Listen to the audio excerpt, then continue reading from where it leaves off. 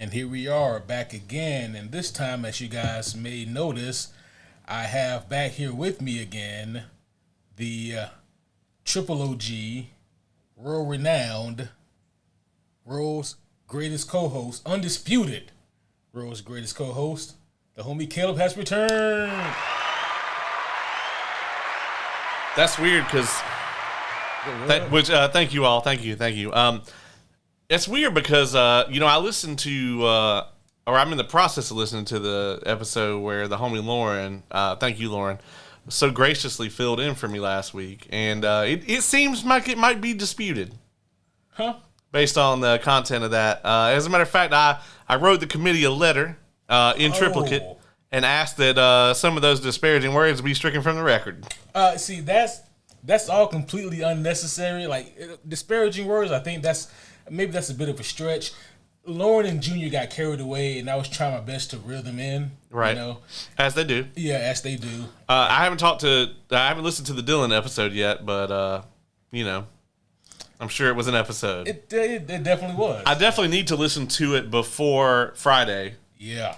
We have the finale for Peacemaker this Friday. Absolutely. I'm really excited about that. And then next week I'm going to be gone again. So we probably have some more fill-ins for something. Although we probably can go back down to one episode now, right? Like we probably, with Peacemaker being over. Yeah, it's, I think it's... Calm down a little bit. Yeah, we can calm down some. But yeah, the deluge of content, we can tone it down just a tad. However, I just got back from a trip. Yeah. That's a trip either. Like, no, that was Dragon Con. No, this is, I went to Universal this past weekend. And let me tell you guys, I went to the new Epic Universe that they just opened this year, and I want to tell you guys all about it because it was truly breathtaking for me. I am of the opinion that Universal, particularly Islands of Adventure, I think is one of the best, if not the best parks in the world. And I think that Epic takes that up a notch. I think that they, from a standpoint of like the immersion, I don't think there's anything close to it. I don't think Disney touches it. I don't think the old Universal parks touch it. Really? It's hard to really put into words just how legitimate the park was. So, for instance, the way that Epic is laid out is you can tell that they learned a lot of things from their years and years of operating theme parks. So where the buses drop you off is right at the front gate. And then the front gate takes you into Celestial Park. Now, in the old Universal area, they have the City Walk where just anybody can get in if you don't have a ticket. Mm-hmm. They don't have that at Epic. The Celestial Park in the center, it has 2 rides in it. And that's where all of your, not all, but the majority of like your food and drink vendors and like, guest services, like all those kind of little miscellaneous things that the theme park has to have that don't necessarily fit into the fun of a thing, but you have to have them. Right. And the genius of that is that when you go through, so the way Epic is, the Celestial Park's in the center, and you go through these portals. And once you go through the portal, you're in that area. And there is basically nothing out of place once you do that. So they have 4 worlds or whatever. They're probably going to add more. So they have a Harry Potter section that's based on Fantastic Beasts, and it's supposed to be like a 1930s Paris. Within there, they also have the British Ministry of Magic.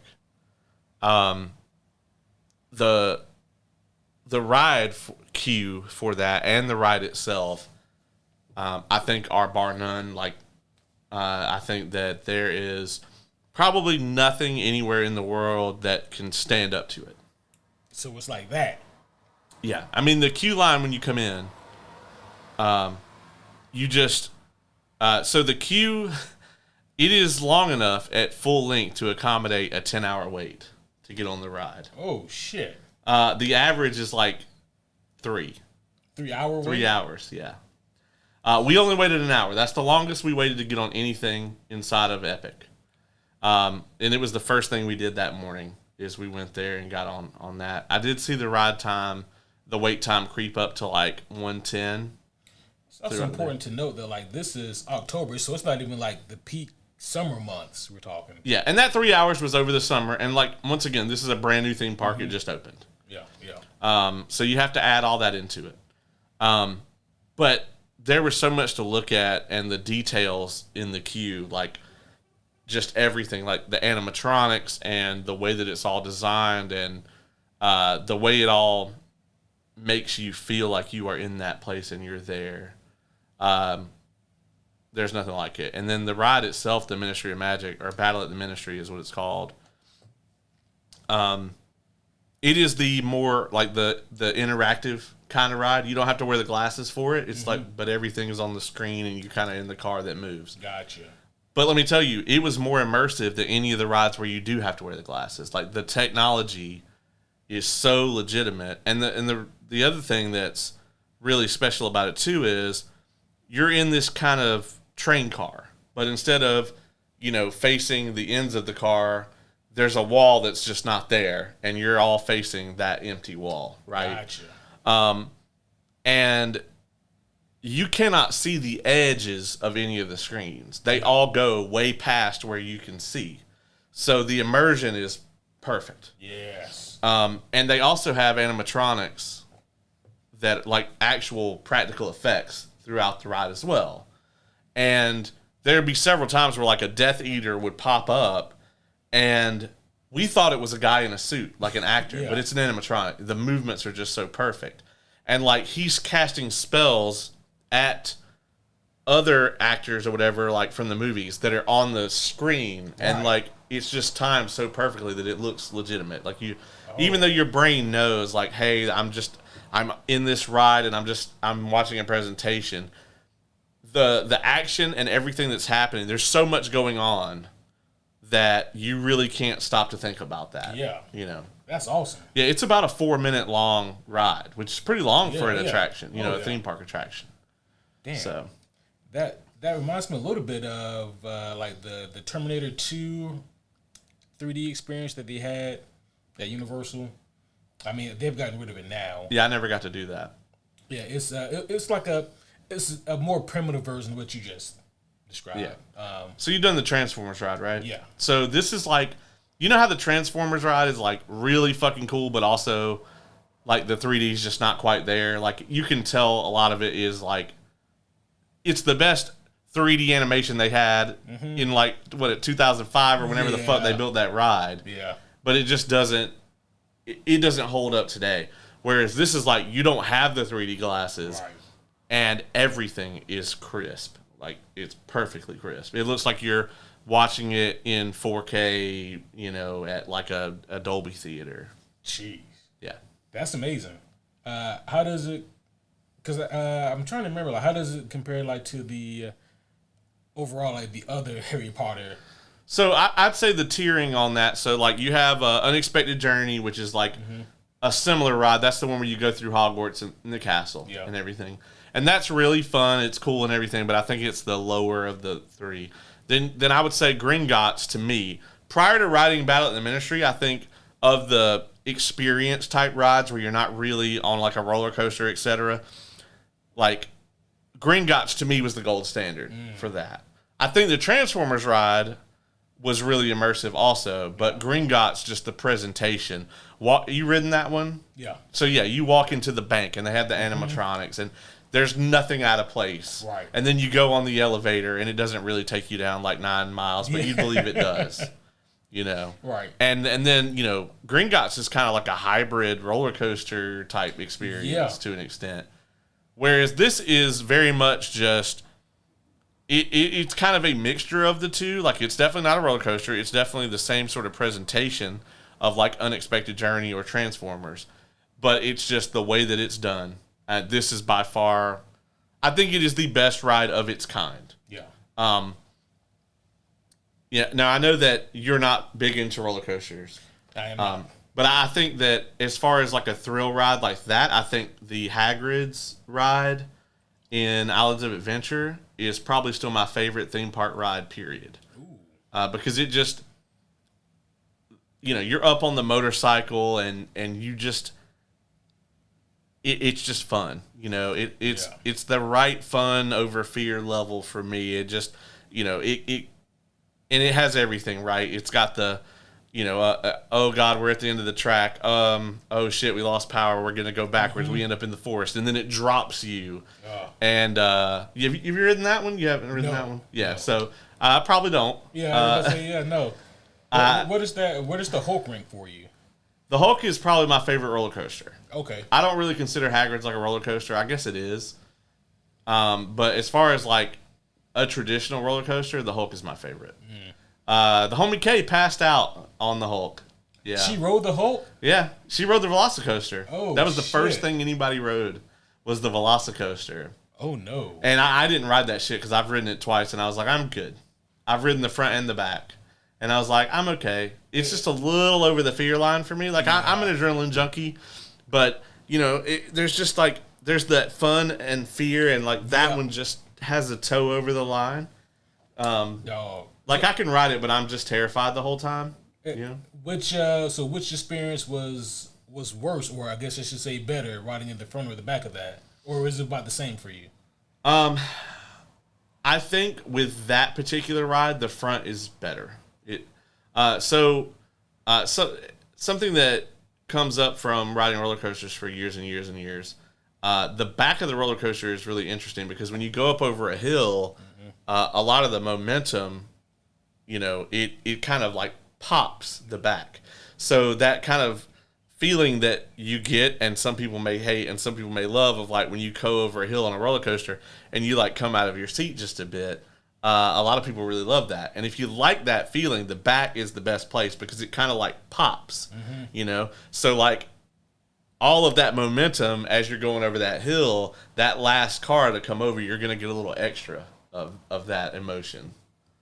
So if you do ride a roller coaster, don't sit there. Yeah. That's exactly what I took from that. Yeah, because I know that's the thing you don't like. Yeah. And see, Hagrid's doesn't really have that at any point because... See, I never took chances. I told you I didn't ride the Mummy for that same reason. I'll be honest with you. People who don't like roller coasters, that's probably the ride I would least recommend in the whole place is the Mummy. Yeah, because it's kind of rough. Jazzy rode that with us, and she got motion sick from it. Like, she really did not like it. I think it was a little more intense than everybody was thinking that it was going to be. The Mummy, I think, is probably just from being like jostled around. I think it's probably the worst ride. I like it, but I'm just it jerks you around a lot. It doesn't present like it's going to be something intense, which is why I got in line for it when I went, and then I realized what it was, and I got out of line. That's kind of how the movie went. They thought they were there for an archaeology dig, and then it became significantly more intense than that. So it's way more immersive than I gave it credit for. Yeah. But I don't want to just breeze by that. The homie K passed out on the Hulk. Yeah. That's a sentence I never thought I would string together. I'm sitting there with her, and she was like, "This is great." And then next thing I know, like the ride stops or whatever. She's like, "I think I passed out." And, they take a photo of you. Yeah. And we get to the part where they take a photo, and she's just, yeah. And we looked it up, and apparently this is a common thing that happens. Oh yeah, I can believe that. Yeah. So the at Epic, I talked about the Harry Potter area. They also have the Isle of Bert, which is from How to Train Your Dragon. Let me tell you, that place was awesome. They have the Great Hall, and that's where you eat if you want to get the food there. And there's nothing out of place there. They even have like the Viking longboats or whatever. There's water and everything, and they have all these animatronic dragons, like fully life-size dragons that are all over the place. Damn. And let me tell you, they sell incredible food and mead there. They have this alcohol there too. Oh yeah. They had some mead that was on point, like comparable to the Dragon Con stuff. Oh shit. Yeah. And they actually sell this mac and cheese cone. So it is literally like a imagine like an ice cream cone like this big. Yeah. But it's instead of like the ice cream cone stuff, it's garlic bread. and they fill it up with mac and cheese. Oh my God. It was amazing. It was one of the best things I've ever had. That would have to be like the last thing I do if I go there. Because I'll be done for the day after that. Yeah. So they have a roller coaster in there too, and it's called Hiccup Swing Gliders. Oh, that sounds awful. Or terrifying, I should say. Yeah. And it was very smooth. It doesn't go upside down. So we're in line for that, and it's like a light drizzle on the place as we're sitting in the line. And I made the mistake of being like, hey, guess what? Watch it just start pouring down rain like right before we get on the roller coaster, and they like shut the ride down. We waited like 45 minutes to get on this thing. And literally as we're standing there, they're like, we're going to keep operating as long as we can, but like there is a storm rolling in.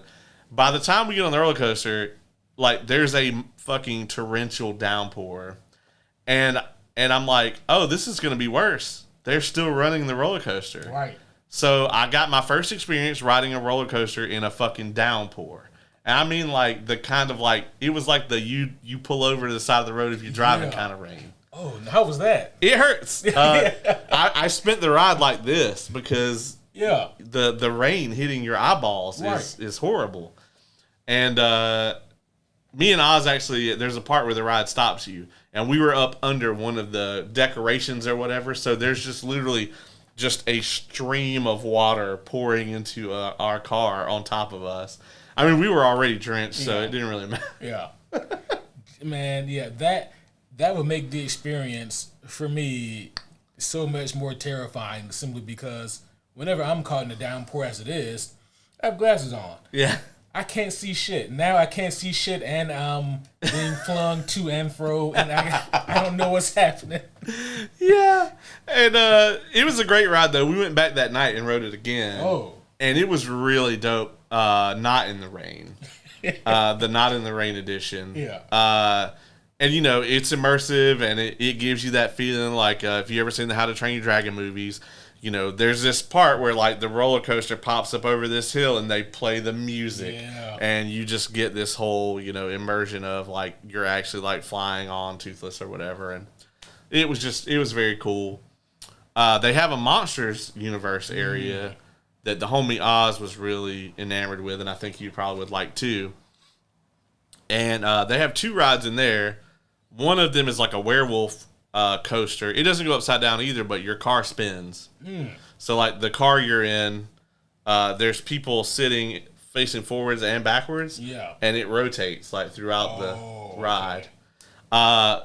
The one that everybody's raving about though is like it's called like, it's something monsters, but it's like the Frankenstein experiment or whatever. And the castle is all, you know, all done up with like the Frankenstein stuff, and the whole idea is that it's apparently like Dracula versus Frankenstein, but then kind of all the monsters come out, so it's like the Mummy and all of that. And this ride actually, I don't think the screen technology was that good, but the practical effects were the best I've ever seen on a ride. Oh yeah. Yeah. So there's a part, and I don't want to spoil too much of it, but just to give you an idea of like how crazy this is, it's kind of like the same as like the Forbidden Journey or like the Battle of the Ministry. You're kind of on that same, you know, kind of cart system where you're just, you know, 4 seats and you kind of have these screens and it'll tilt you forward and backwards. Right. Except this has like horror elements to it. Yeah. If you've ever ridden like the Monster Plantation at like a Six Flags or something, it's kind of like that. Just like turned all the way up. Yeah. But there's this part where there's a werewolf after you, and on the screen you see him like chasing your cart, and you're trying to get away from it, and your car goes through this tunnel and it leans you back, so you're going through the tunnel like on your back. Yeah. And so like before you go into the tunnel, there's this werewolf on the screen and it's chasing you, and then you go through the tunnel and you can hear him, but when you come out the other side of the tunnel, there is a legit like animatronic actual werewolf like hunched over the tunnel like that's this. Incredible. And it was just like crazy shit like that, and Frankenstein like fights off all the other monsters. Oh man, yeah, that's the one. That's the area I was most interested in when you told me about this place. Yeah, it was cool. The immersion. So I think the most impressive two were the Harry Potter and then the Mario World. The Mario World is insane. We did not get to do the minecart ride, which I was kind of disappointed with, and that'll definitely be like I want to play it, or I want to go do it when we go back. The reason my brain said play it is because we did do the Mario Kart ride. Yeah. And I don't even know how to tell you guys what happened. Like, we got off the ride and all three of us were just like, I don't know how we're even going to explain to anybody what we just did, because it's the kind of indoor 3D kind of experience type ride too, but you're also playing Mario Kart. They put this visor on you that's kind of like a Google Glass, and it has an overlay of what you are seeing on the ride, and so you can see the other cars and you can hit them with shells and all this other stuff. And it ain't wherever you're looking is where it aims at. Oh, so you're literally playing Mario Kart as you're on this thing. Oh, damn. And it's absurd, man. Just how, like, I feel like you have to ride this thing like 7 or 8 times to see anything, because the first time you ride it, I feel like I missed everything because I'm playing the game. Right. You know, I didn't have time to look around all the cool shit. I'm trying to, score points and beat the other people. And you do have to drive the thing. You're on a rail, but you have to drive to pick up the power-ups and stuff. So if you don't actually drive through the course, then you'll miss things. So damn. That sounds crazy outside. Yeah. My neighbor has a car that probably shouldn't be on the road. Yeah. You guys can hear that. But if anybody is wondering, we did not get to ride Stardust Racers. Is that part of Mario World? The Stardust Racers is actually in the Celestial Park. It's the one that everybody is curious about because there was an unfortunate incident. That's the one that a guy died on like last month. And the day that we were there was the day they reopened it. Oh, really? Yeah, and so that is why we didn't ride it, because the lowest I saw the wait time get was 200 minutes. Oh, yeah. Shit. They didn't open it up until like 12 o'clock. Yeah, I didn't hear about the incident, but yeah. glad they got it back up. Well, and it was of no fault of the ride. It was the Universal investigated, the state police investigated. I mean, everybody has to come out. Yeah. The insurance company looked into it. For sure. And so it was basically the guy that died on it. He had a pre-existing spinal injury that he should not have been on the thing to begin with, and basically ignored the, hey, if you have any of these conditions, don't get on here. And, it was just a very super unfortunate thing, but the line for that was crazy. So we didn't get to ride it. So I definitely would ride it if I go back. Yeah. It's like 2 racing roller coasters. So like they're kind of when you ride it, you're on a rail next to another coaster, and you guys are kind of going through it together. Oh no. Double the fun. Yeah. You have to tell me all about that one. But I highly recommend it, and if anybody does go. They are open till 10 o'clock. This park is. Okay. It stays open a lot later. I highly recommend being there at night. The last 3 hours, we could just get on stuff. It was like less than 15-minute wait for anything. And the park is beautiful at night. At 10 o'clock, they do this closing ceremony where they synchronize all the fountains and lights throughout the entire park for this big presentation. And it was breathtaking. Like, all of it was just really cool. And the rumor is that they're going to be adding another portal, and it's going to be a Middle-earth portal. That's heavily rumored. And I mean, Universal acquired the rights to the theme park rights for Lord of the Rings, so they didn't buy that shit just to sit on it. Right. Oh, okay. So that would be incredible. That's enough to wake me up and get me to go. Yeah. What would you want to see from a Middle Earth themed park area? I want a Mines of Moria ride. And the finale for that ride, right, has to be you're falling down the thing while Gandalf and the Balrog fight. Yeah. So I think that would be really cool. Like, I shouldn't be here. Yeah. Why are we here? I think that would be really cool. Obviously, you want to see like all of the Hobbiton stuff. Yeah. You would want like a Hobbit area that did all that sort of thing. There's really so much that they could do with a Middle Earth portal. Mm-hmm. And I do think that they will expand probably the Harry Potter area, the Mario area. I don't know. It's already confirmed they are working on a Luigi's Mansion expansion for that. So that would be awesome. Yeah, so that's already confirmed. I think Isle of Berk, I think they will probably expand some of that. The monster area, there's a ton of stuff that they could do. They're like the sky's the limit on that. I mean, they can add whatever they want over there. So I mean, it's literally Universal's monsters. Like, you can do whatever you want. Yeah. The more you talk about this, and this is an obvious thing, but like the more that this comes to mind, this shit is expensive.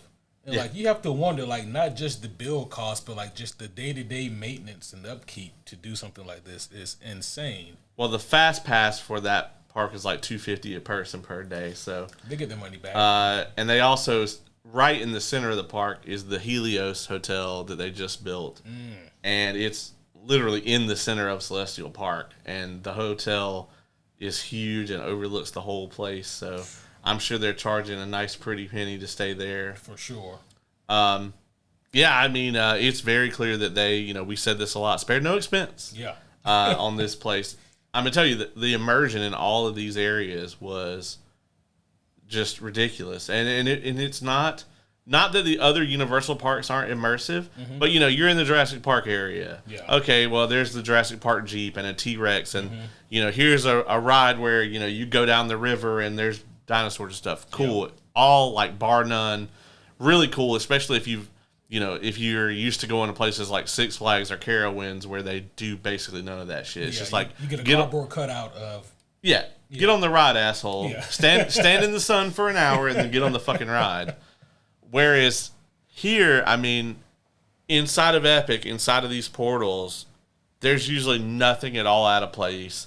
You're not gonna see Frankenstein's castle off in the distance, and then right here there's like a fucking dude in a Coca-Cola outfit selling drinks or whatever. If they do have that, it's gonna be in like a monster themed shop. Yeah. The dude at the counter is gonna be dressed like fucking Dracula or something. Yeah. You know what I mean? And normally most of that stuff is very closed off. That's like awesome. Like the food counters in Burke. There's not a line to go up and order. You order it in the app, and then you just go to this window and pick it up. And everything looks like it's perfectly on the Isle of Burke. Everything is, decorated just so. So, I think they really took the immersion factor.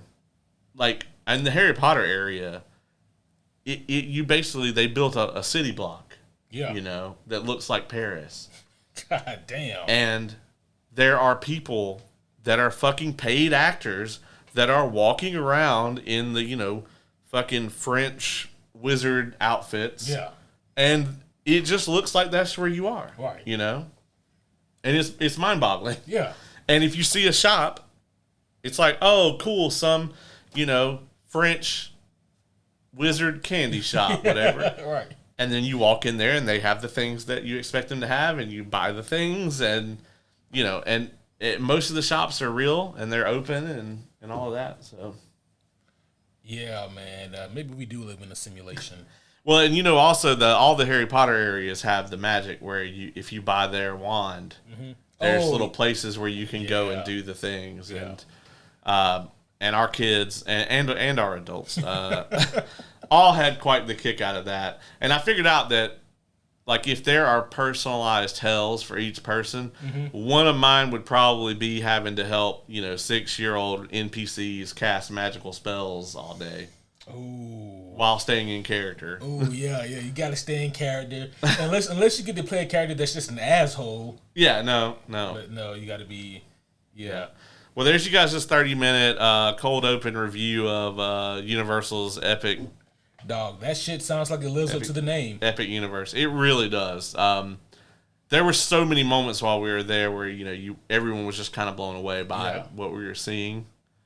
And I mean, I hadn't even covered it all. I just kind of gave you guys the cliff notes because I really don't want to spoil it either for people who may want to go because it is such a new experience. And so I'd recommend if you're going to go, don't look up anything. Like just don't look up anything. Don't YouTube any of it. Yeah.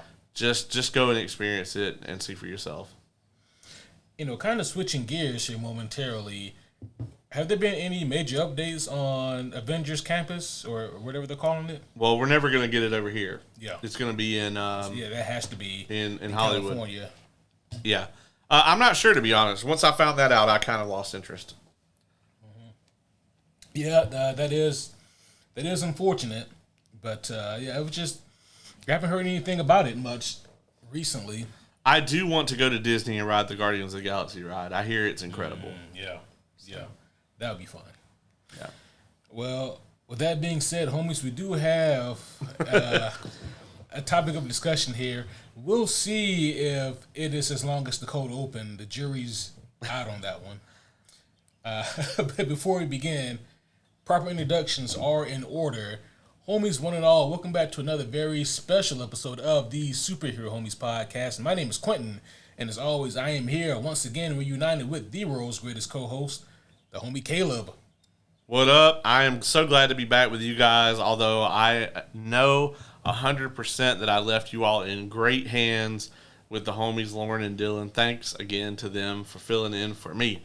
However, we are here to talk about some motherfucking Marvel Zombies.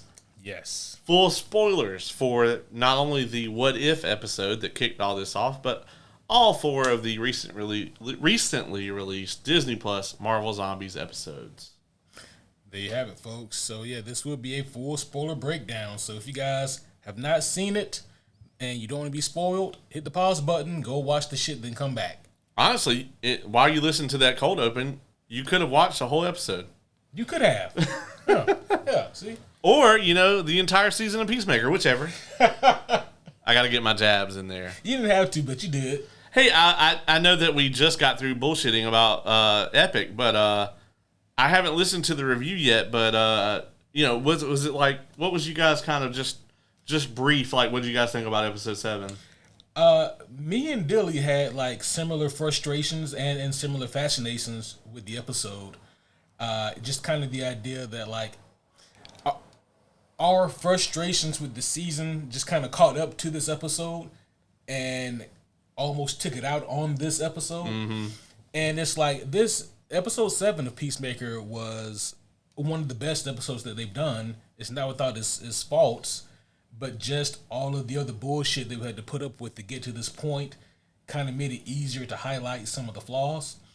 But I ended up watching that episode twice before I reviewed it, and it really did help my liking of that episode. So Dilly, Dilly's kind of ruthless at times. He gave it a 6.5. I gave it an 8. But we actually had very similar thoughts and notions about the episode. Well, let me tell you, I would have been probably more in the Dilly camp if I had been here. So maybe he really was channeling me. Oh, shit. Well, that is interesting. I thought it was one of the better episodes of the season. It was weird, right? Because it's like for everything that I really liked, there was also something I really didn't. Mm-hmm. And the things I really didn't like, most of them are like big picture where I have to zoom the camera out, to have a real complaint about it. Because it's like, okay, contained as an episode, this is really good. Yeah. But like what it means for the whole season, and for the show itself, it's just kind of, it's kind of off-putting as far as certain things. But hey, we've been assured that the runtime this week for the finale is 57 minutes. Yeah. And, me and Dilly, we talked about that a lot, too, about the fact that there's only one episode left. But to be honest, episode 7, to a degree, kind of felt like they wrapped up a lot of the shit they started. Yeah.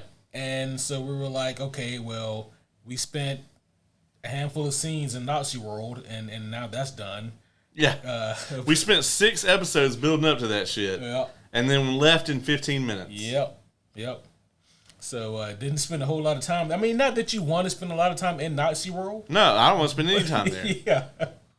But if you're going to give me the tour, then give me the tour. Yeah. So, yeah. And so we just kind of theorized on what the fuck could be the big deal with episode 8. Like, what could they possibly do?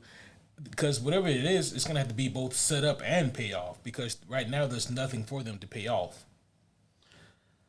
Yeah, I'm really concerned about episode 8, to be honest. I am sort of worried that it may just feel like Superman 1.5 or maybe just a bunch of Man of Tomorrow setup. So we'll see how it goes. Interesting. Yeah, I don't know, but that fucking one Hellscape portal world that they went to didn't look like a friendly place to be. Nope. So, no, I'm still might take it over Nazi world though. I think it's possible. There was a this is a horrible joke, but I'm telling it anyway. So there was a point where we were on the trip and we were next to a Denny's, and I was like, I want there to be a multiverse where like Shoney survived and Denny's didn't. And the homie Oz is like, okay, it exists, but it's the Nazi Earth. And I was like, I'm gonna miss Ace. That's so fucked. It is so fucked. That's incredibly fucked. Just to be fair, just to I don't think you can be fair with this one, but go ahead. Just a disclaimer. It was a joke. I would not actually want to live in Nazi world just to have Shoney's. I mean, I would go over there just to eat at Shoney's every now and then, like if I just had the portal, See, that's the thing, though. Maybe a Nazi Shoney's would probably taste different from like a this universe Shoney's. Oh, well, burn it all then. Yeah. If they don't have the breakfast buffet. See, that's why you go to a Shoney's. Yeah. There it's just, German sausage and fucking pretzels. They definitely ain't gonna have no pepper or no hot sauce. No, dog, that's a wrap for that. you forfeit all those liberties. Yeah. Yeah, if they do have hot sauce, it's gonna be Tabasco. Yeah. Which no one wants. Oh. In other news, and we will talk about Marvel Zombies, but I did. We promise. I did finish Absolute Batman issues, 1 through 6. Yeah. 6, yeah. I really enjoyed this. I enjoyed this quite a bit.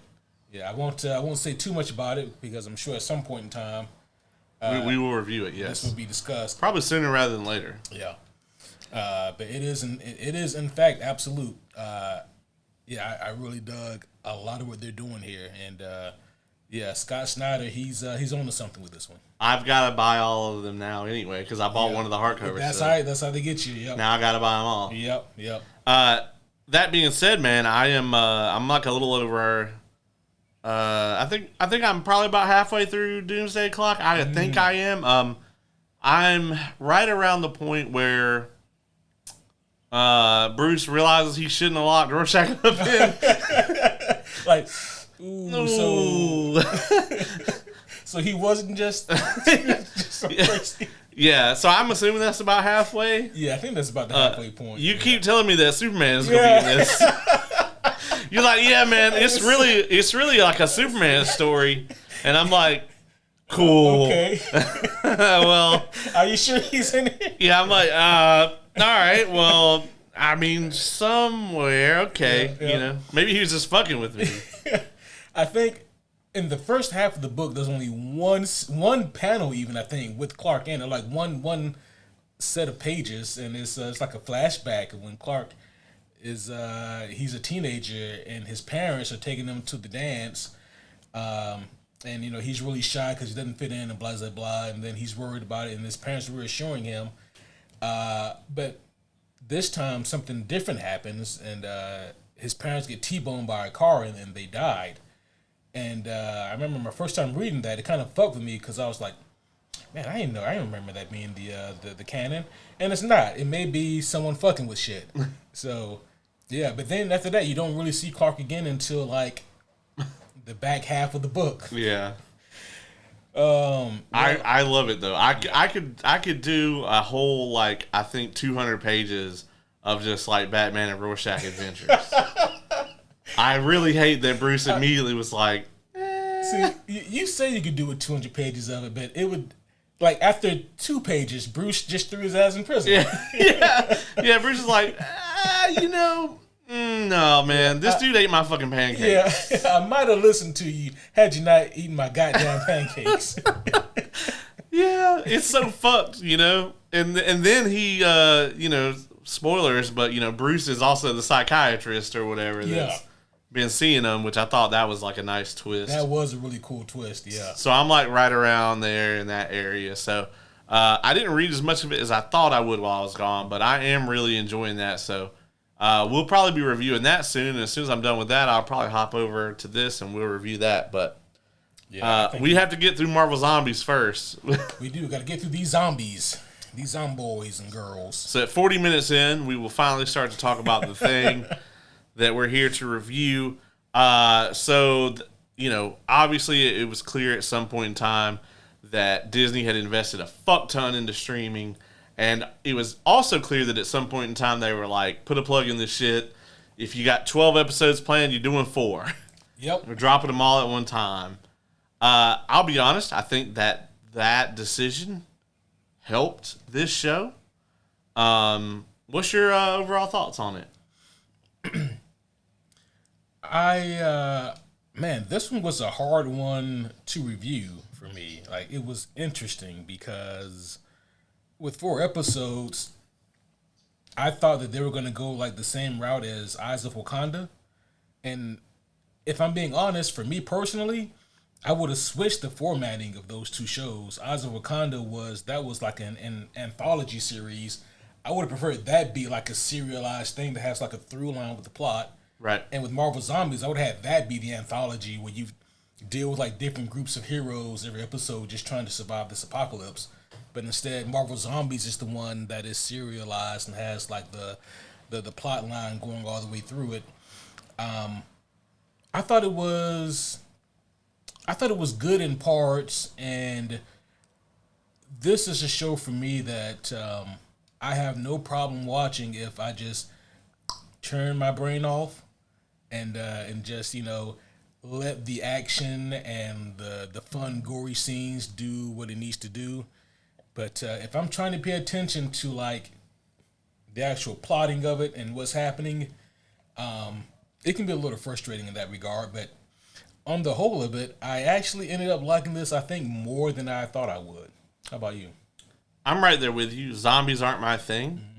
And it's not like for the reason that most people have. Like, I'm not like grossed out by them or anything like that. It just, as a concept, it just doesn't do it for me. And I think a lot of that has to do with like, if this came out 10 years ago during the zombie craze, when it was Walking Dead had 11 shows and World War Z and like, everything was zombie. Fucking iZombie was on CW even. Like, how do you have a pretty cast of zombies?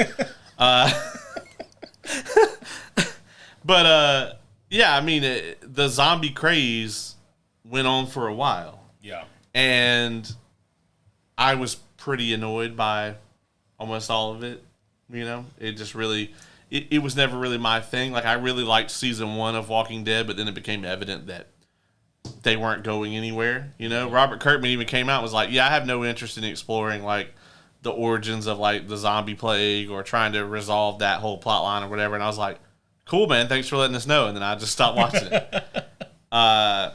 Thankfully he gave us Invincible. So it would be like, if like during season 2 of Invincible he went, yeah, we just, that whole Viltrumite thing, I just really don't have any interest in exploring any of that. Never going to hear about it again. Everybody would have been like, well, okay, here we go. Yeah. And I kind of understand where Kirkman was getting at with Walking Dead, right? How like the whole big theme of it is not about finding a cure for the zombie apocalypse. It's about trying to survive in a world that is now desolate and changed, and nothing you can do about that. It's a very big proponent of the humans are the monsters. Yeah. Yeah. And in some regards, like, this is kind of ironic, but The Last of Us was kind of the same thing until it wasn't. Right, yeah. They tried. Yeah, for sure. I didn't really know what to expect going into Marvel Zombies. Yeah. Until I started watching it, and episode 1 is, again, I keep using the word interesting because like I just was so intrigued, like what is this and where are we going with this? Yeah, so the zombie thing not being for me, you know, I went in with a negative expectation. Yeah, you know, I didn't want to review this. Yeah. I was like trying to get you guys to do it while I was gone. I was like, please. And then, you know, they made Kamala Khan the main character. I knew. And I was like, okay, well, all right, go on. You know, and Iman Vellani reprising her role there, really awesome. I love her in this. I actually think in the first episode, I really love the little character moments that we get with her and Riri and Kate. I love their dynamic and everything. I was like, the fuck couldn't we got a live action of this at any point, you know? Because I think it would have been great instead of like the Marvels if we had gotten this. Because all three of them really have this, like they all really have something to contribute there. Mm-hmm. Kate is more the practical, you know, skill-based person. Yep. Kamala is more magic-based, and then Riri is more tech-based. Mm-hmm. And they just make a great team, the three of them. I don't know where the fuck any of that was. I feel like Marvel could have really played with that, but here we are. Right. You know, and so once Kate and Riri got vaporized by zombie Captain Marvel, somehow the least annoying version. Who was that she was eternally fighting? It's fun. That was Icarus, the Eternal. Oh, okay. I really didn't put that together because you barely see him. I know, you can barely see him. Yeah. And, you know, watching that scene, I was like, this is so interesting who the MCU chooses to push as like, these are like our super heavy hitters. And I'm like... Well, you got to think, when they kicked off making all this Disney Plus shit, they really thought that, you know, Captain Marvel and Miss Marvel and Kate and... you know, the Eternals and all these other people were going to be the new mainstays. Thankfully, they got Namor in here. Yeah. But it didn't really work out that way. Thankfully, they got a bunch of Red Guardian. Although this Red Guardian is a little more Black Widow and a lot less Thunderbolts. Yeah, it's really not until the end of Red Guardian's kind of arc here where I started to see him again as a person. Like, okay, yeah, you're acting like someone who lost their wife and daughter. That was a great scene, though. Yeah. But, you know, also, we got Blade Knight. So we got Blade Knight in here, and it can't overlook that. What is interesting to note is that Mahershala Ali did not voice Blade. Really? He did not. It sounds just like him. It sounds very much like him. But I looked it up, and apparently, no, it's someone else. That's fucking hilarious. He's never going to get to play Blade. No. And, like, from what I understand, Marvel thought that he would voice him, which is why Blade looks exactly like Mahershala Ali. Wow. Yeah. That's actually crazy. The dude that voices him, his name is Todd Williams. And he was on this show called The Chicago Code. Mm. And the reason that The Chicago Code is important is it was a show that was made by Sean Ryan of The Shield. And that's why I know about it. Just another day. Yeah, it only got one season. It got canceled, unfortunately. It was basically the reverse situation, though. It's about this person that works in the it's like, so I want to say that they work for the police department or they're an attorney, but it's like the politicians are corrupt instead of the cops. Oh. And so it's kind of like a flipped kind of thing. Whereas I guess in the Shield, like the cops and the politicians are crooked. They're all crooked in the Shield. Yeah. But it was an interesting kind of twist on it. Since we're talking about voice actors, they actually did get Haley Steinfeld. Like the cast on this is ridiculous.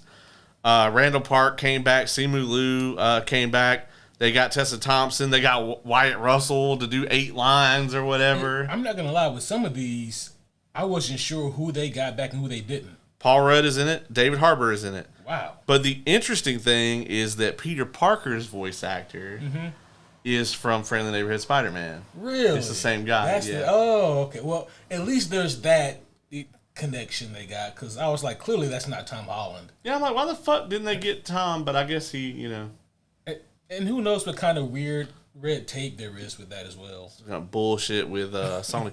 Apparently, though, like, this thing has been in production for fucking ever. Elizabeth Olsen said that she recorded her lines so long ago that she remembers absolutely nothing about this. Wow. Like, she recorded her shit like 5 or 6 years ago.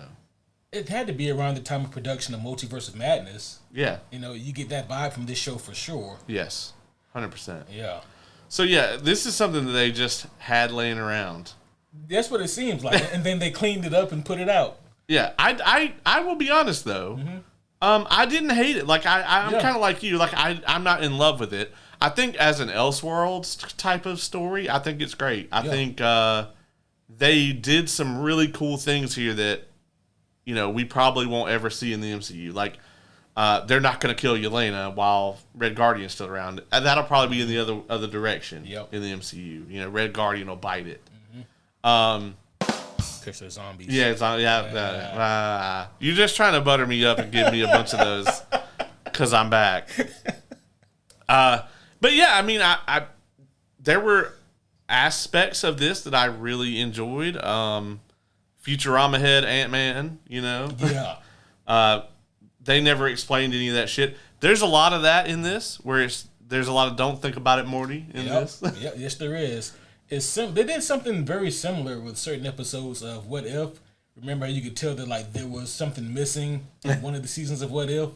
There's some of that here too, where clearly some episodes were edited or just cut out entirely. The pacing in this is great, though. Oh yeah, it doesn't overstay its welcome. You could sit down and basically it's like a movie. Yeah, it's like a Marvel Zombies 2-hour movie where you can sit down and get a complete beginning, middle, and end, and it doesn't tie into really anything. I loved fucking Blade Knight. I loved New Asgard. I loved a lot of the kind of mashups they did. Don't fuck with the Infinity Hulk. Yo, Jesus, no. I think Infinity Hulk can probably beat Maestro Hulk, dog. Like for sure. he's beating every Hulk and then some. Yeah. I mean, Wanda didn't want to fuck with him. Yeah. Yeah. I love when he fights zombie Thor. Yeah. And he's like, "Hey, dog, you remember that time on Sakaar when you hit me all that motherfucking lightning? Come here."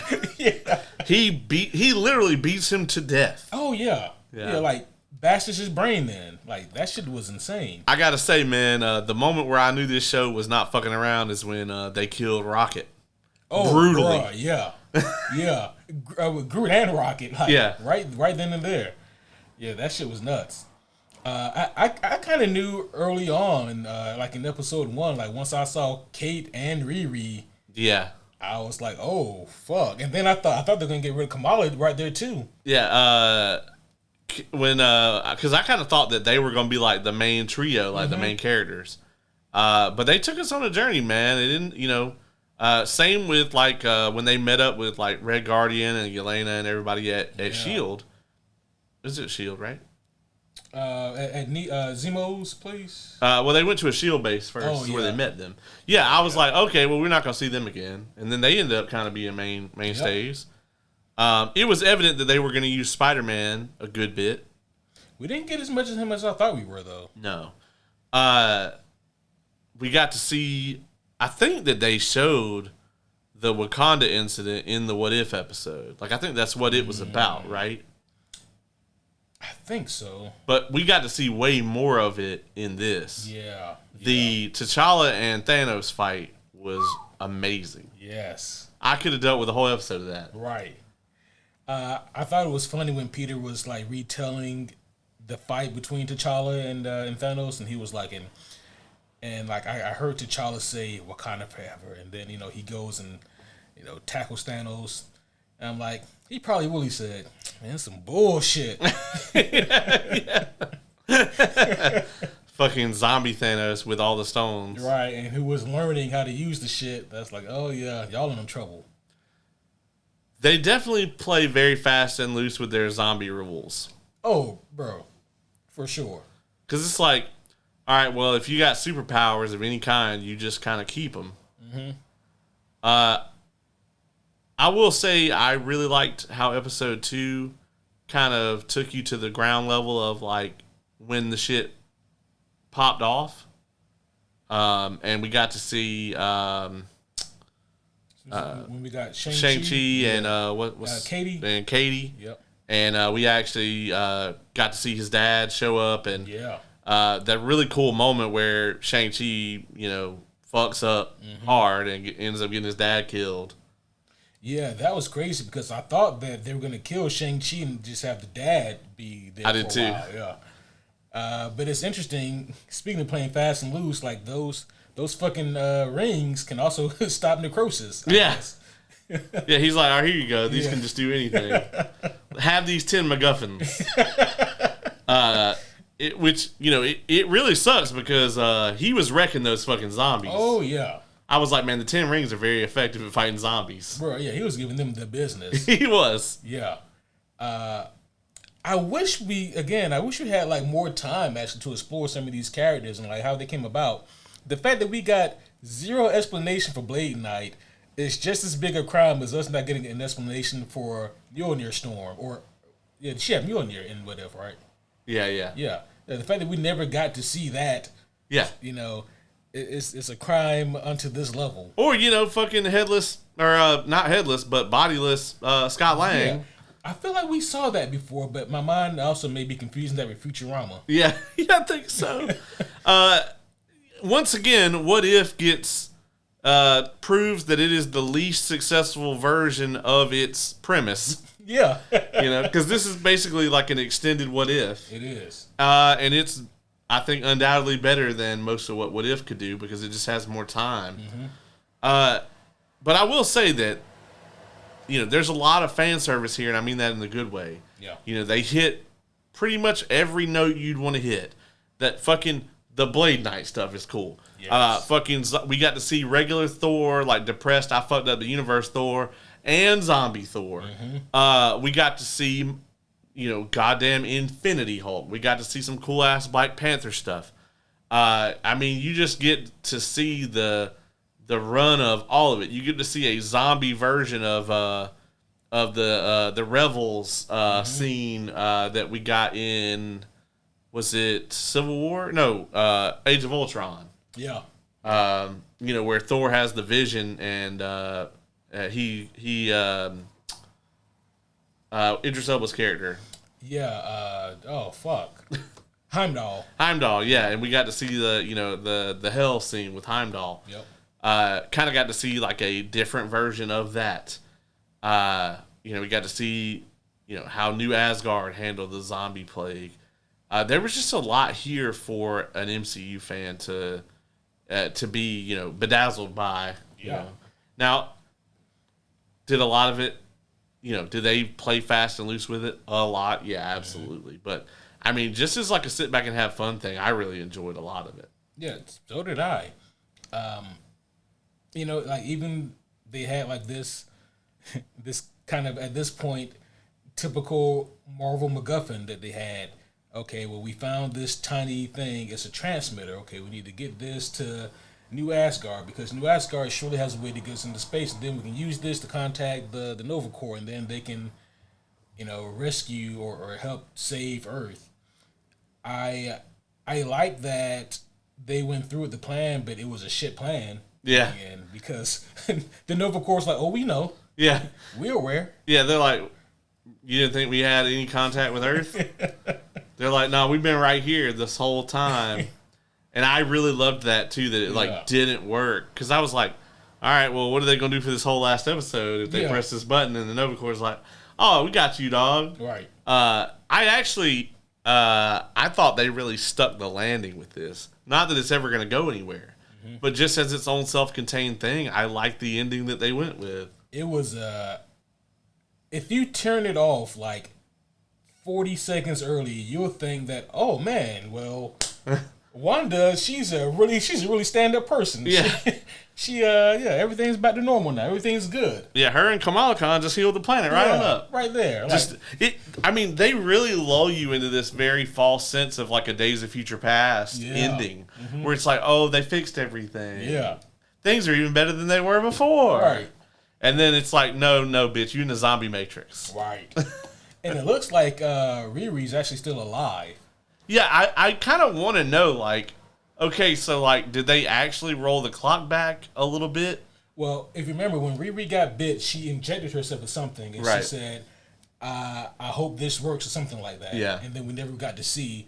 So it looks like maybe she was able to stop the infection, but I think she had, like, a Iron Man arm where she got bit. So, yeah, maybe she lost the arm. Yeah. That was nuts, though, that ending.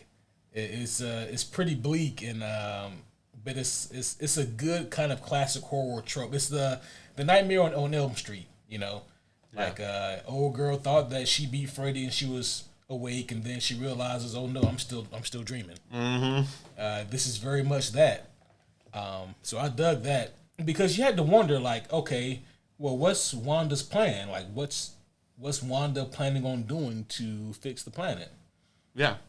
And nothing good. Yeah. We kind of got like a different version of House of M there at the end, you know.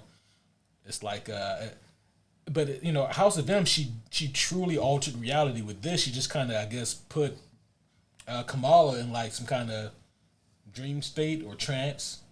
Yeah, where it's like she just sees everything as if it's normal. Right. It was odd, right? Like, how they worked in the whole, like, where she really needed her for whatever reason, and I don't really understand what that is. Well, they never explained it. Right? Yeah, they never explained it. I'm like, okay, but if you can just steal all the Infinity Stones energy from the Infinity Hulk, I don't think you need anybody. Yeah, I don't know what she had to be there for. Yeah, it was weird. Because I actually thought that she was going to use her powers to put the energy back in, like that she was going to like make new gems with her abilities. Yeah. That didn't happen. I don't know what the fuck she was doing there or why it mattered that she was there. It's also weird, right? Because, again, the more you think about it, the more the show kind of comes apart at the seams. Yeah. But if the Hulk absorbed all the power of the Infinity Gems, then why can't he just undo the zombie apocalypse? Right. Why can't he just fix it? Yeah. Yeah. So, like, a lot of it really doesn't make a whole incredible lot of sense, you know? Right. But you just have to roll with it. And so, like we said, like, there's just certain things I wish that we could have done more with. I wish that Peacemaker Season 2 could have given some of their episodes to this so we can get, you know, more ideas from Marvel Zombies fleshed out. I think that's a fair trade, you know. I'm so curious to see, like, Peter, like, his day one exactly, you know. Right, yeah.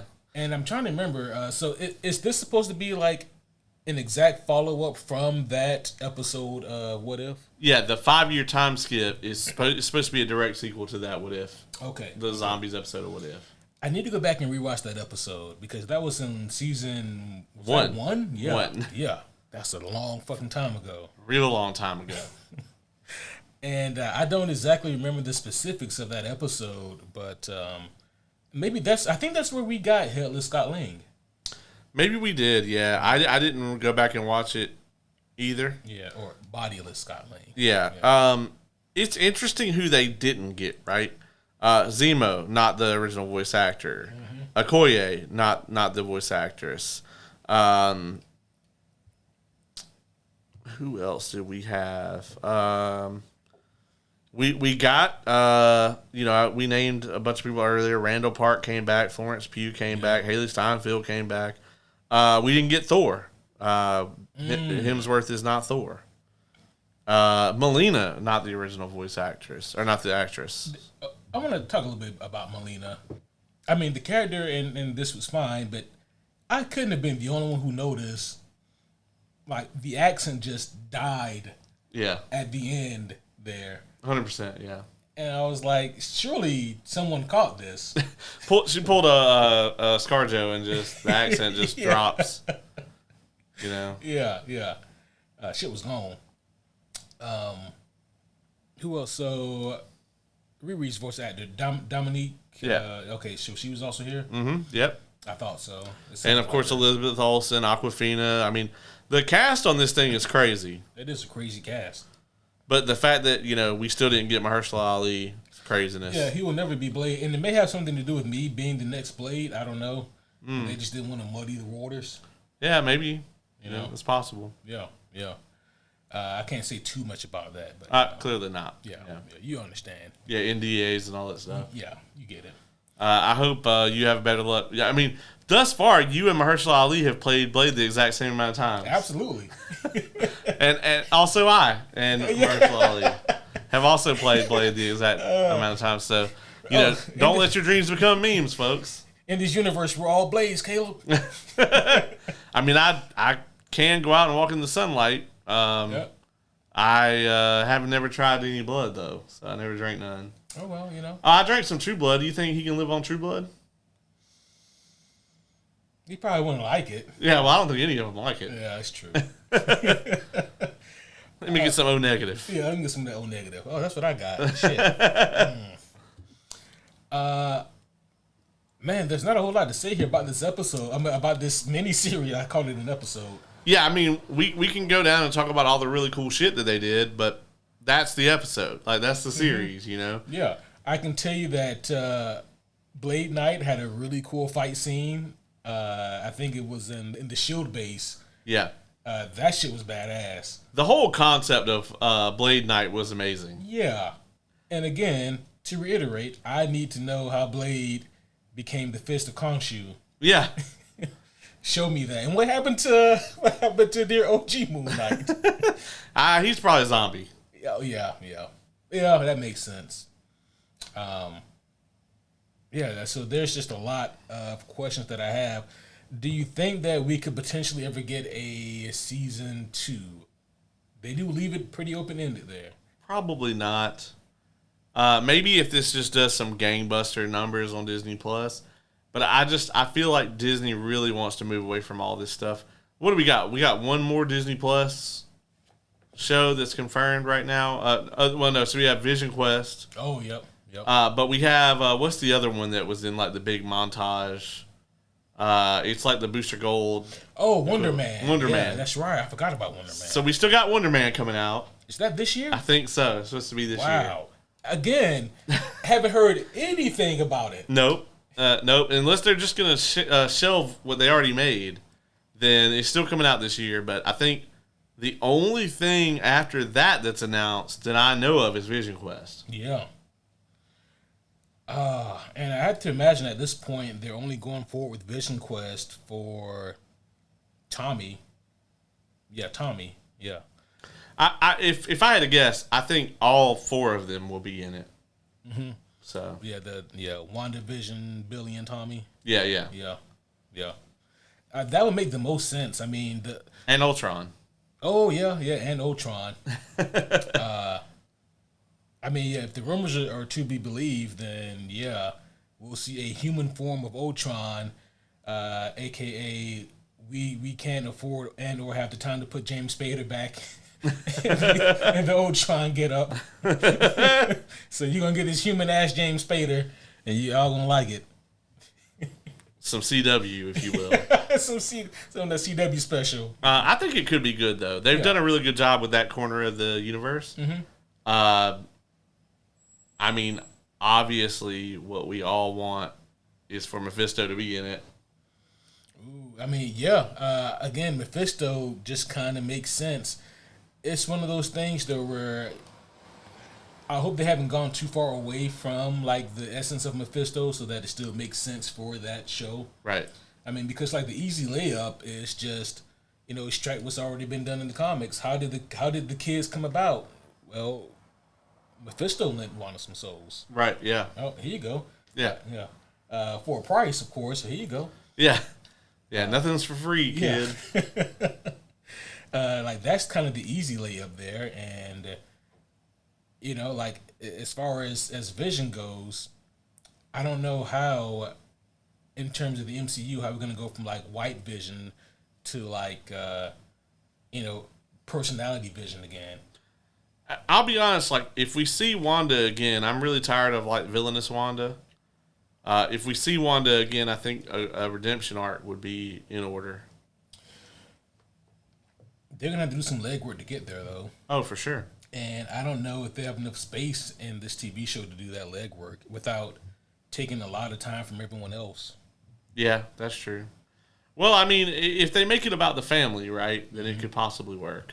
I'm not saying maybe that the whole thing needs to happen in this show. I think maybe they could lay the groundwork for her to have a redemption arc in the future. Because they're going to do a follow-up to Agatha. They're probably not going to call it that because, I mean, obviously. Mm-hmm. But they are going to continue down this pathway of, like, this, of the magical sort of mystic corner. I think another easy way to make it even bigger, you just have to do what they should have done in WandaVision. You have to incorporate Doctor Strange at some point. Yeah, absolutely. Honestly, like, this should all be lead in for Doctor Strange 3. Mm-hmm. Yeah, I agree. And, and listen, Marvel, if you want us to forget the post-credit scene that you guys are probably never going to pay off, fine. I forget about it. Yeah, I forget about that shit all the time. Congratulations. Yeah. I'm sure that some people are still wondering, so why was Charlize Theron just randomly showing up there? Yeah, I've never liked her in anything anyway, so, go for it. I gotta be honest, man. Like, I know that's a hot take, but I'm kind of with you. I think she's a tad bit on the overrated side for me. Yeah. Fury Road was terrible.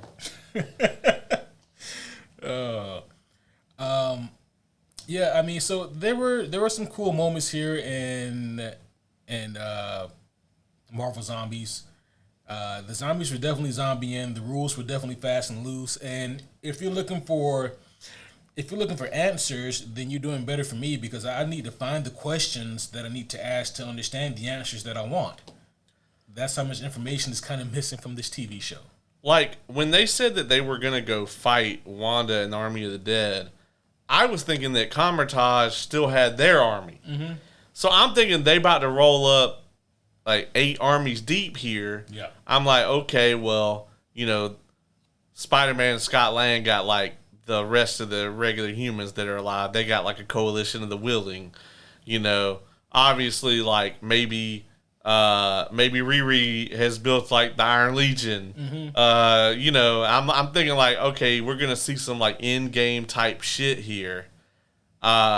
No, that portal opened up and like 7 motherfuckers stepped out, and I was like, you guys literally have the Infinity Hulk. Yeah, like that's like being like, okay, well, 1 million won't do it, but like 1,000,007 might. That's the magic number. Because it's like you barely increase the strength of your side by all of you showing up here. Yeah. I'm not completely convinced that the Hulk needed all of you, to be honest. Yeah. I mean, this motherfucker punched one zombie and took out like 1,000 of them. Yeah. At the very beginning. He was killing zombies literally without touching them. Yeah, he like the big old kaiju zombies, he was just breaking them with his mind. Yeah. Like, in retrospect, y'all are real lucky he didn't just decide to fuck y'all up, Yeah, I'm not sure why he didn't just Beerus delete Wanda. Yeah. Like, why didn't he just hit her with that same beam that Thanos hit Rocket with? Bruh. I get that she's insanely powerful, but like she ain't Infinity Hulk powerful. I don't know that anybody is. Yeah, like that legit may be the most powerful entity in the MCU. Like, who they got on that scale? Like, him versus Galactus would be interesting. Yeah, even Thanos, right? Yeah. You take a look at that, and like Thanos is just wielding the gauntlet. Mm-hmm. The Hulk absorbed the stone's energy into his body. Yeah. All of it. All of it. Yeah. He's not just a conduit. He, by all technical accounts, he is the stones. Isn't there like a Hickman Thor run where he like beats Galactus? It's possible. I can't think of it though. I just like randomly thought about that. That's a random bit of trivia right there. Well, I mean, we were just talking about Thor and Galactus. You know. Yeah, you know, everybody does a job every once in a while. You know, it's interesting how that happens. But no, Infinity Hulk, I guess he knows that his purpose there is to keep safe the stones and to guard them. And this takes me back to a question you asked earlier that I have to ask again, which is, what exactly did Wanda need Kamala for? Because it was just never made clear. Like, I can't think really of anything that Kamala can do that Wanda either can't replicate or can't get around. And it's not like in Multiverse of Madness when she needed America Chavez because she could, like, universe hop. And Wanda specifically needed somebody who could do that so she can get her kids from a different universe. This isn't even that. This is just, we need to do this because plot reasons. So, I don't know. That's one of the downfalls to this show only having 4 episodes and they clearly being cut somewhere along the lines. Yeah, this is a. I'm sorry, it's Donny Cates. I can tell by the cover, it look like Donny Cates. Yeah, it's the Black Winter arc.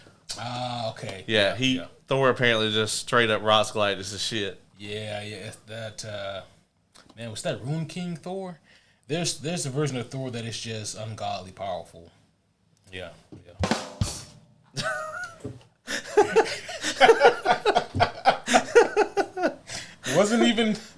wasn't going for it, but those are the best ones. I wasn't going for any of the ones I got tonight. Yeah. But yeah, anyway. What else do you have on Marvel Zombies before we score this thing? I mean, we've talked about it. What you think of the animation style? I thought it was good. It was pretty much right in line with most of the What If stuff. I thought it maybe was a little better than the typical What If stuff. Mm-hmm. I liked a lot of the action here. You could tell the frame rate on it was very good. Yeah. Especially when they got to some of the gruesome deaths of some of the heroes towards the end. They fucked Zemo all the way up. Oh my God. By the way, I loved Zemo here. I love that he turned the raft into like a mobile fortress or whatever. Yeah. I also really loved Zombie Namor. Oh, that was terrifying. I thought Zombie Namor was gonna be like the main bad guy in this when it happened. Yeah. As soon as I saw Wanda, I was like, okay. Yeah. As soon as they started talking about like the Queen of the Damned or whatever, I was like, oh, we know who this is. Yeah. Motherfucker. But it was I think this was good. It was enjoyable. It doesn't do a whole lot. Mm-hmm. It's kind of like Deadpool and Wolverine in that it's like, okay, here's a lot of contained shit that I really like, but does it move the needle in the MCU? Absolutely not. I mean, this isn't even a 616 story. This is very much a what if kind of thing. And apparently it is actually canon. It's just a different multiverse. Yeah. So like one of the multiverses is real fucked. Yeah. Uatu was like, ooh. Yeah, he was like, oh, you know what? I actually got some shit I got to do. Maybe I just won't look in on this one. Yeah, I'm sure they'll be fine. They'll be fine, yeah. But overall, man, it's paced very well. It's very fun. It plays with the post-apocalyptic genre in a lot of different ways. Right down to Katie and Shang-Chi's like fucking Mad Max caravan, zombie caravan. Yeah, singing Journey. Yeah, also Death Dealer was cool as fuck. Yeah. Until he wasn't. Until he wasn't, man. Poor Death Dealer. Yeah, all of the all the Death Dealer shit got me. Yeah. I loved all the Death Dealer stuff. So if any of that interests you, I definitely think it's worth a watch. It's definitely a fun kind of throw it on, this is kind of what happens in this version of the MCU. It doesn't do much further than that. So I think there is definitely a ceiling on it. on how much it could possibly have done, even if it was trying to do that, which it isn't. You know, it's not trying to move the needle. It's just supposed to be, this is a fun alternate reality Marvel story. Yep. And I think I think it does a pretty good job. Yeah. No, I mean, there's not too much more I can add on to that. I didn't know exactly what I was expecting when I got this. I knew they weren't going to do something that was going to be in line with like the Marvel Zombie comic books, but I didn't expect them to kind of go this route either. And I think there's pros and cons to it. I actually don't mind that they had like an actual story arc that they were trying to fulfill here. I don't mind that at all, actually. And I just wish that they had the capability or the resources or the time or whatever was required to actually give us a more well thought out plot, something that would have made more sense, would have answered more questions, you know. And it's not even like the deep questions, just like the surface level questions really didn't get answered here, and that's really to the detriment of the show. So you just kind of have to take it on the chin and accept it for what it is. And like you said, it's just a fun, turn your brain off, enjoy the superheroes fight and try to survive against these zombies. And in that regard, it's really cool. I was so confused, just really quick here on a not a tangent here, but a bit of a rant. Back in, I think it was episode, was it 2 or 3 that featured Shang-Chi? Yeah, 2. 2, yeah. When we got like I wasn't even thinking about Pym particles, but like the fucking giant shit. The giant cockroaches and the giant bird and all that. Along with the zombies, I was like, what the fuck is going on? Yeah. Yeah. And I'm like, okay, so Pym particles were heavily used somewhere along the lines here. They're either assuming, right, that either this shit was more explained in that episode of What If, and they were just really assuming that everybody remembers that, or there was some other shit they had planned that just never saw the light of day. I remember Wakanda being in it. That's what I remember. I remember Okoye being in it. Yeah. That's it. Yeah. I got nothing. I think their plan was originally to do something along the lines of the Marvel Zombies comics. But I think that got scrapped early on when they decided, okay, well, like, we're not about to spin off 30 fucking Disney Plus shows. Yeah. We're not gonna do that anymore. Yeah, anymore. We were gonna, but all right. Oh, so this is so fucking random, okay? But I had to say this because I've never seen it. In the wild, I saw this girl. She was probably in her early 20s. She had on a Falcon and Winter Soldier t-shirt. I've never seen a single piece of that merchandise out in the real world, like on a human. She might be a plant. But that would be at Disney. They infiltrated Infiltrated. I see. Yeah, you get it now. Yeah, I see. You know, I mean, that's the only explanation I can think of. The mouse got motherfuckers everywhere. Everywhere, dog. Can't get away from the mouse. Yeah. You kidding me? Yeah. I guess I'll go first on this one for the score here. You damn right. I'm gonna give this thing.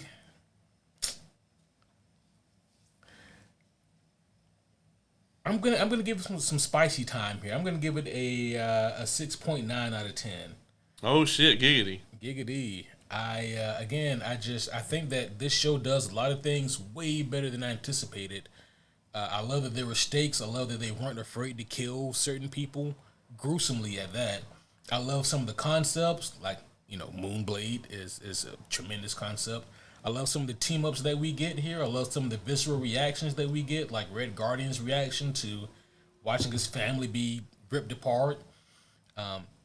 There's just some really cool concepts we got going on here, but there's just some glaring plot holes that need to be filled desperately.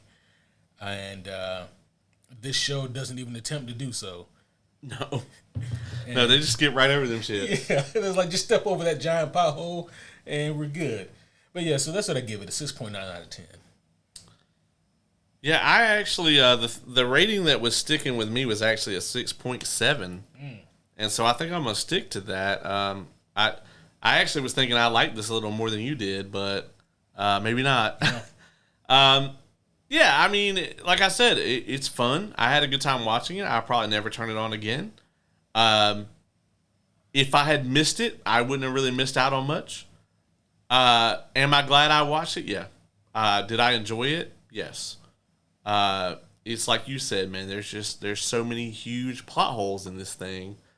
And the show really just brushes right over them. And they'll introduce a really cool concept like Baron Zemo with the Raft City. Mm-hmm.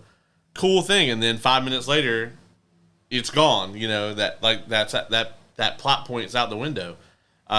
Blade Knight, same thing. It's just okay. Here we go, and then we're out. The Infinity Hulk. That gets set up and is done within about 10 minutes.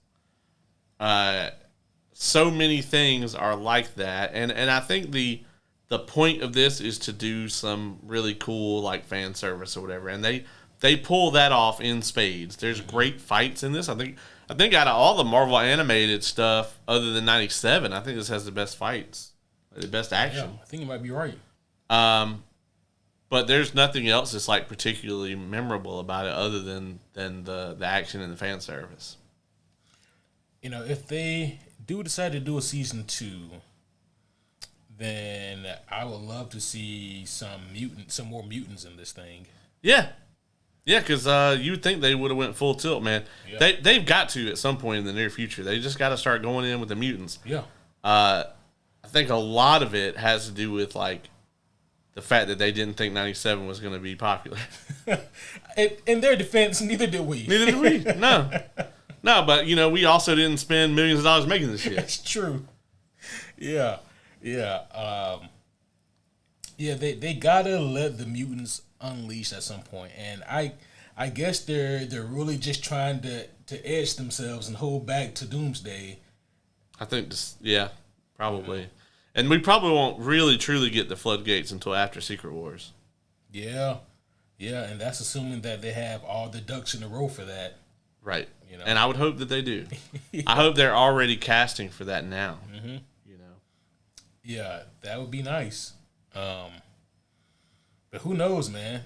So Wonder Man is still this year, and I'll be damned. Like, I completely forgot about Wonder Man. Are we still supposed to get 97 this year? Like 98? X-Men 98? That's supposed to be next year, I thought. Is it next year? Yeah, okay. Yeah. Can't have shit, dog. They might have actually done some publicity or media work for X-Men 97. Yeah, I was hearing again, once again that we're gonna get a Spider-Man 98, but I just don't think that's gonna happen, especially since like you would assume they would just make another Friendly Neighborhood Spider-Man season instead of doing that. That's the thing, right? Like, I see the value in doing both of those, in doing either of those, but not both. Not both, yeah. Yeah. To me, like, the conventional wisdom to me says, if you're only going to do one, do the new IP that you already have. Don't cancel it and do Spider-Man 98. That's going to get annoying. It's already annoying. Yeah. I wonder if that was me. No, I don't think it was you. No, my car's not that loud, unfortunately. Yeah. I have a Kia. It lets out a little tiny beep that sounds like a kitten. The toot. It's like beep. Very annoying when you're trying to find it in like a garage. a garage. I would love to see a Spider-Man 98 show that like picked up where the OG 90s show left off at. However, to your point, I don't see that happening as much as I would like to see that, because there's still a lot of meat on that bone too. I think maybe the easier thing to do is just have him maybe more heavily cameo in 97. I agree. Yeah. Yeah. So we got Wonder Man coming out this year, and I guess that's going to be the last superhero project for the year. Yeah, because we don't have anything coming out from DC. Yeah. Peacemaker should be it. Are we getting we already got Invincible, or is Invincible next year? I think Invincible is also next year. Oh man. Yep. So definitely one a week, guys. Yep. We're gonna start reviewing some comics and shit. Yeah. We're gonna start reviewing some comics. I'm gonna get us back on the Cosmere train. Don't you guys worry. Right. That's right. So we're gonna be back, guys. Don't worry. Wonder Man actually has 10 episodes. I'm surprised it has that many, and it's coming out in December. That's crazy. Yeah. Right around then, we'll be reviewing Stranger Things. So. Oh yeah. And of course, that means that we're gonna be gearing up for another Homie Awards. That's right. Ooh. The Homie Awards are going to be crazy this year. Yeah, it's just going to be like competitive this year. I think I'm going to have to take we didn't want to talk about it off the my personal awards this year, because the thing that would definitely win is Saga, but I actually did want to talk about that. Yeah. We just didn't. Yeah. I know, homies, some of you guys may be wondering, like, what is this Saga review? Because we've talked about it so much. Let me tell you this, guys. I have the episode. You just need to put it out with, like, a disclaimer that's like, listen, this is just kind of us fucking around, and we also occasionally talk about Saga. Yeah. I might put that out next week when you're on vacation. Yeah. Here you guys go. Here's some behind-the-scenes bullshit we recorded. This is us pretending to talk about Saga for 2.5 hours. Enjoy. Content. Like, I spent 30 minutes talking about fucking Universal Epic Universe, and we still have talked about Marvel Zombies way more than we talked about Saga in that 2.5 hours. It's an insane accomplishment if that's what we were trying to do. It's really bonkers. Like, I kind of want to listen to it just because I feel like it's one of the worst episodes we've ever done. Not that I didn't have a good time. I just think from a content perspective, it's the most random bullshit, like, out of nowhere. And most of the stuff that we randomly talked about was very niche shit that doesn't really appeal to everyone. Yeah, it was a great session to catch up with everyone. Yeah, that we probably should have done completely off mic and then recorded a Saga review. Well, we have we also have the year ends review coming up. Yes. So, there's more space for off the wall talk there. Yeah. The 2025 review. I hope you are ready to talk about Wicked for Good. That comes out in December, right? Yeah. Yeah. Definitely gonna have. We got to get you caught up on the first one so that we can review the second one. Oh yeah, that's right, man. I'm still waiting on you and Kate to review the first one. Yeah, we talked about doing that and we never did it. So I think what we're gonna do, since we're so, it's pretty much too late now, is we'll just review the whole thing. Yeah. Because Wicked's only the first half, the movie. Yeah. And then this is gonna be the second half. Right. I don't think you would hate it. I know you don't like musicals, but you've seen The Wizard of Oz, right? I have. Did you like The Wizard of Oz when you were a kid? I was indifferent towards it. Yeah, so you'd probably be about like that towards this. This is just like a darker, like, hey, what if the wizard was actually a big old asshole version of the story? I told you when I lived in New York, I had a roommate who would play the Wicked soundtrack on repeat all the fucking time. You did. And, it just, I'm still not ready to indulge in any of that yet. I think the movie versions are better than the Broadway versions. When I open your door, like 50 theater kids are going to stab me to death. But oh, for sure. That's a super hot take. Yeah, now that we're here, I also don't really like the new Taylor Swift album. So, if you guys just had to fucking be mad. Bruh. All right.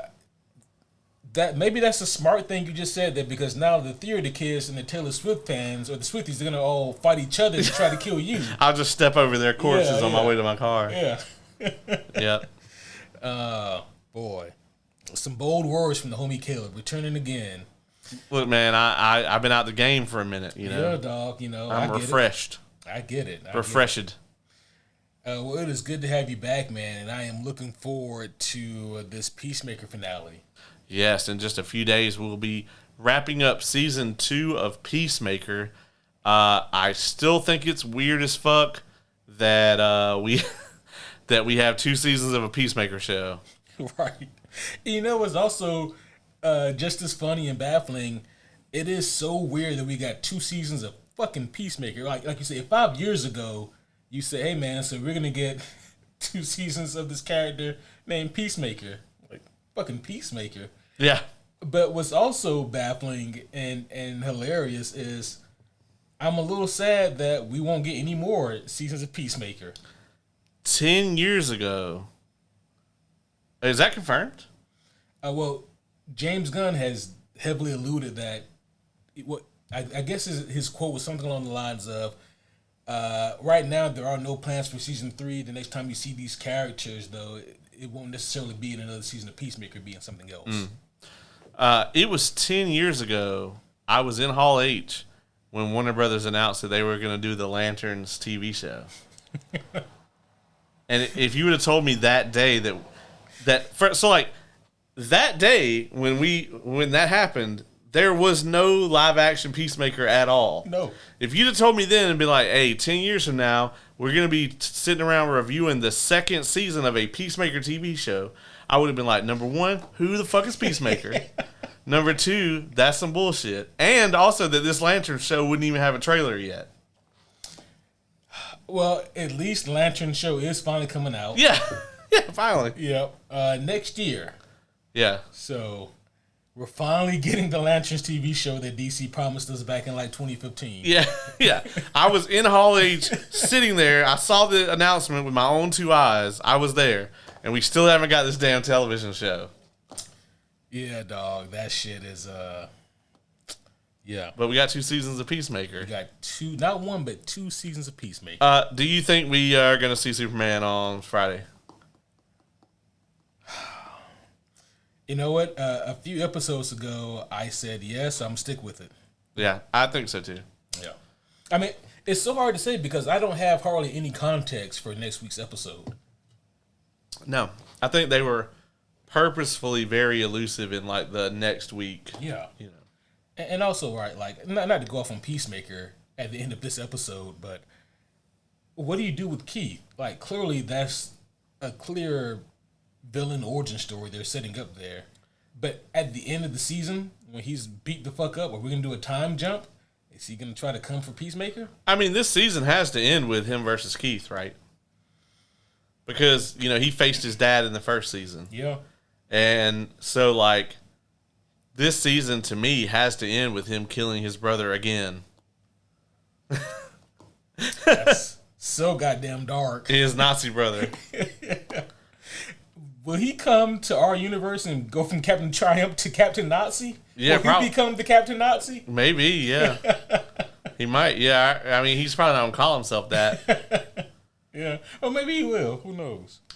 I just think, I mean, if he came to, like, the current state of the United States of America, he might not be too, like, what the fuck. But, you know. He still definitely be like, what the fuck in some areas, but in other areas, he'd be like, y'all are kind of better than us in some ways. Yeah, yeah.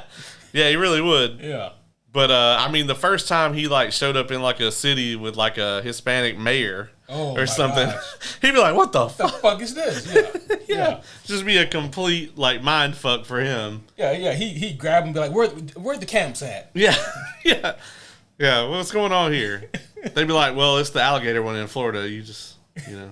Oh, yeah, shit. They'd be like, we got camps too. That's what would happen is like our government would be like trying to one up. You know, they'd be like, you guys got what? Oh, well, we have. You know, that's what would happen. Oh, no. But I think he has to be the villain. Yeah, yeah. They set it all up. They did. You know. But then it's just the question of, how is he going to figure out how to get to that universe? You know. Also, I just want to point out that, you know, I wasn't here for the episode, but Peacemaker's dad was less of a shitbag in the Nazi universe than he was in this one. Yeah. Me and Dilly, we talked about that. We had an interesting conversation about old Augie and about his moral fiber, and we're not convinced entirely, about his moral structure. What if we find out that when they got the gates, they swapped places? Like the Nazi one came to this universe, and the one from this universe that was supposed to be here ended up in that universe. I guess the only thing, though, is that we know that Augie from, Earth 1 has always been a dickhead. That's true, yeah. That's fair. Yeah. That's fair. So, who knows? And also, are we ever going to... Well, I guess we got the question about the alien. We know that an alien dropped off the gate, and that's when Augie shot it, and they got the portal. But we haven't gotten any more information about the goddamn alien there. Or what it was or anything, And knowing James Gunn, they're not going to answer that shit. I mean, the random shit with Red Saint Wild. Yeah. I mean, it doesn't get no more random than that. I mean, if you take out his entire arc, the season is undisturbed. Other than, Eagly being the prime eagle. Yeah, I mean, take out Eagly too.